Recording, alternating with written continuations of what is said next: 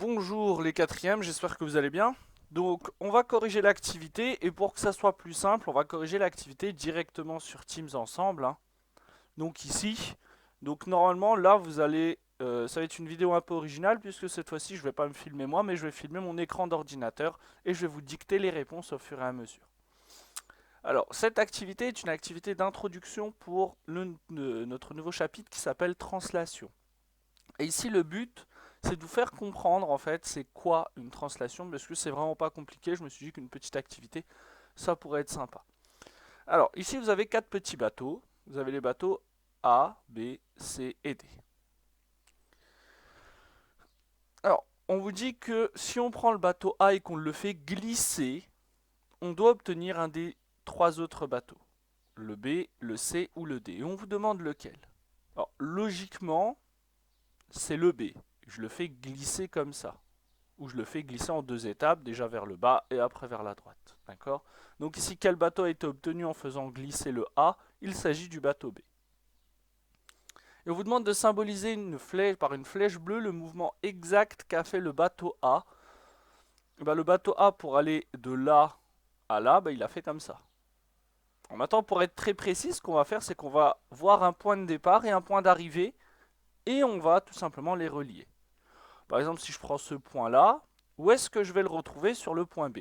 Je vais le retrouver ici, en bas à gauche. Donc je peux relier ces deux points-là. C'est la flèche du mouvement. Puisque mon mouvement a permis d'aller de ce point-là à celui-là. Ici c'est mon point de départ, là c'est mon point d'arrivée. Si je prends ce point-là, qui est pile en bas du mât, eh ben, ma flèche, elle va aller de là jusqu'à où? Jusqu'à en effet le nouveau mât. Donc je peux relier aussi avec cette flèche-là. Donc je peux faire cette flèche-là, je peux faire, on a dit, cette flèche-là. Je peux encore choisir un autre point, hein. Je peux prendre le sommet du mât, comme c'était indiqué entre parenthèses. Ben, le sommet du A ici, quand il va faire le déplacement, il va aller de là jusqu'à, en effet, jusqu'à ici. Et je peux faire ça avec encore tous les points du bateau. D'accord? Donc ici, la flèche bleue, elle relie le mât ici au mât là, ou alors ici à là, ou alors ici à là, ainsi de suite. Ensuite, on vous dit, trace de même par une flèche rouge le mouvement qu'a fait l'arrière du bateau A. C'est-à-dire, on nous dit à droite. L'arrière, c'est ici, à droite. Si je dois faire la même flèche que celle-ci, hein, qu'on a fait en bleu, mais cette fois-ci en rouge, avec ici comme point de départ, où est-ce que je vais arriver? Eh bien, je vais arriver ici. Alors, ce qu'on peut faire, pour pouvoir tracer cette flèche de manière juste, c'est regarder ici le chemin qu'on fait pour aller de ce mât-là au mât ici. Je me déplace sur le quadrillage. Je me déplace comment? Je me déplace vers la droite et vers le bas. Et je me déplace de combien de carreaux vers la droite? Et bien on compte 1, 2, 3, 4, 5, 6, 7, 8, 9, 10 carreaux vers la droite. Et après je dois descendre de 1, 2, 3 carreaux. Donc on va faire la même chose. 10 carreaux vers la droite à partir de ce point de départ. Et on a dit 1, 2, 3 carreaux. Attendez. 1, 2, 3 carreaux vers le bas. Donc on y va. 10 carreaux. 1, 2, 3, 4, 5, 6, 7, 8, 9, 10. Et après on a dit quoi? On a dit 3 carreaux vers le bas.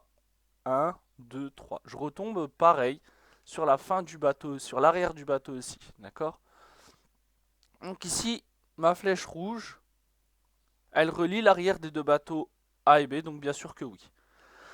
Et maintenant, on demande, est-ce que ces deux flèches, c'est-à-dire la flèche rouge et la flèche bleue, est-ce qu'elles sont les mêmes à ton avis?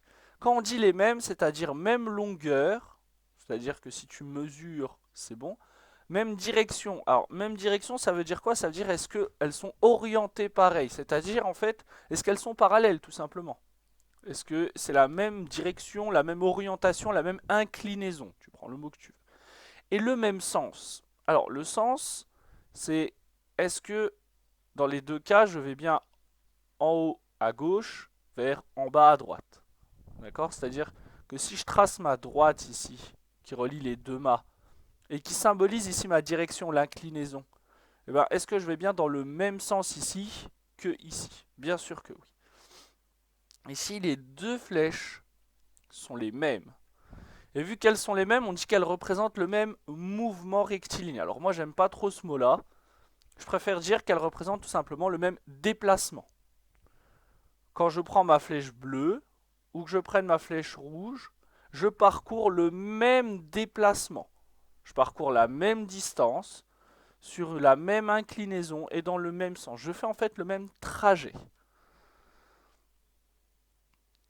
Et en fait, du coup, ce qu'on va dire, c'est que le bateau A va être l'image, le bateau B, excuse-moi, le bateau B, hein, va être l'image du bateau A par la translation de mouvement, la flèche bleue, ou de mouvement, la flèche rouge. D'accord? Donc en fait, la translation, c'est tout simplement un glissement. On fait glisser selon un mouvement prédéfini, selon une direction, selon un sens et selon une longueur. Et en fait, ce qui est bien, c'est que on peut donner des points concernant le point de départ et le point d'arrivée de notre déplacement. Et après, du coup, au lieu de dire deux mouvements, l'une des deux flèches tracées, on va ici simplifier cette expression. Et c'est ce qu'on va voir dans cette deuxième partie. Alors, on demande de tracer par une flèche verte le mouvement rectiligne qui va de F vers G.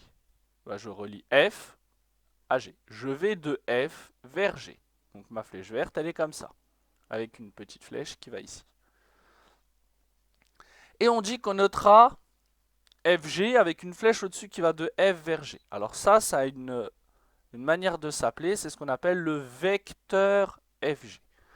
Un vecteur, c'est ni plus ni moins qu'un déplacement. Quand je dis vecteur FG, ça veut dire le déplacement qui me permet d'aller du point F au point G. Je peux le dire autrement si tu veux. C'est le déplacement qui a pour point de départ le point F et pour point d'arrivée le point G. Et on commencera toujours comme ça, toujours par le point de départ, toujours on termine par le point d'arrivée et toujours la flèche elle va vers la droite. Je ne veux pas voir des flèches qui vont vers la gauche, ça n'existe pas. On va toujours de la gauche vers la droite, en donnant toujours le point de départ et en terminant toujours par le point d'arrivée. Alors, du coup ce qu'on me demande de faire ici c'est de tracer l'image de cette figure, l'image du S, par la translation qui transforme F en G. C'est-à-dire que il va falloir que tu construises, il va falloir que tu imagines que tu fais glisser cette figure-là de la même manière que tu fais glisser le point F pour qu'il devienne le point G. Donc en fait ici tu as déjà ton point de départ. Si tu démarres avec le F, ben, tu sais que tu vas devoir démarrer avec le G. Et après tu n'as plus qu'à reconstruire ces petits morceaux-là en suivant exactement la même logique. C'est-à-dire en fait ici il va y avoir deux manières de faire. Soit tu vas regarder ici que pour aller du point F au point G, tu te déplaces de 1, 2, 3, 4, 5, 6, 7 carreaux vers la droite et 1 carreau en bas. Et dans ce cas-là, tu prends chacune des extrémités et tu fais ce 7 carreaux vers la droite, 1 carreau en bas. Ou alors, tu te dis, bah, le point F va devenir mon point G. Bah, le point F, pour aller au point qui est ici, je fais 1, 2, 3 carreaux à gauche. Et bah là, je vais faire 1, 2, 3 carreaux à gauche. Comme ça, je commence à construire ici le haut. Ensuite, pour avoir ce point-là à partir du point F, c'est la diagonale vers le bas. C'est la diagonale vers le bas. Ensuite, ici, j'ai 1, 2 carreaux. Ensuite, ici, j'ai 1, 2 carreaux. Après, je relie. Donc là, j'aurai ma première partie. Et après, je continue comme ça. Donc, deux manières de faire. Soit tu démarres du point G, tu reproduis la figure de la même manière que tu reproduirais la figure à partir du point F. Ou alors, tu prends tous les différents points qui vont te permettre tous les différents points que tu vas devoir relier à la fin et tu fais le déplacement de 7 carreaux vers la droite et 1 carreau vers le bas. Il n'y a aucun problème. D'accord? Ensuite, une fois que tu auras fait ça, une fois que tu auras tracé l'image de la figure, on te demande de placer le point M', qui serait l'image de M par la translation qui transforme F en G. Alors cette phrase-là, on va la lire autrement. Il faut que tu places le point M' tel que, en fait, tu prends ton point M et il fait le même déplacement comme ça. Où est-ce qu'il va se retrouver sur la figure? Il va se retrouver au même endroit sur le S que sur ton nouveau S. D'accord? Donc il va être en bas à droite de ton S. Ensuite, on te demande quelle semble être la nature. Alors, non, excuse-moi. Tu dois déjà tracer F, G, M' et M.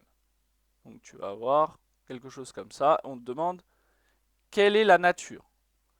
Quelle semble être la nature. Alors la nature, ça va être un parallélogramme. Pourquoi?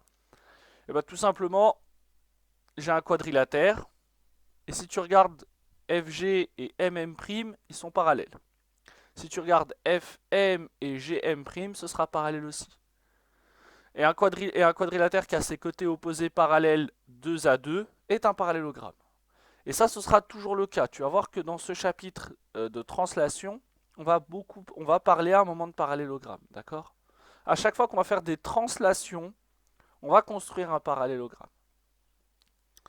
Après, du coup, on te demande de faire la même chose avec le point N. Donc le point N, il est ici, il est tout à gauche sur mon S. Et bien ici, sur le S que tu as tracé, il doit être tout à gauche, au même endroit. D'accord?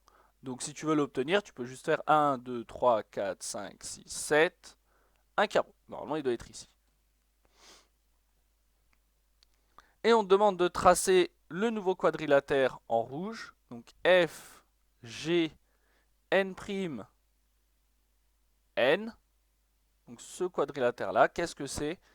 Et bien ça va être aussi un parallélogramme. Pourquoi? Parce que si tu regardes FG et NN', les deux droites sont parallèles. Fn et Gn' sont aussi parallèles. Alors pour savoir si c'est parallèle, c'est vraiment pas compliqué, hein.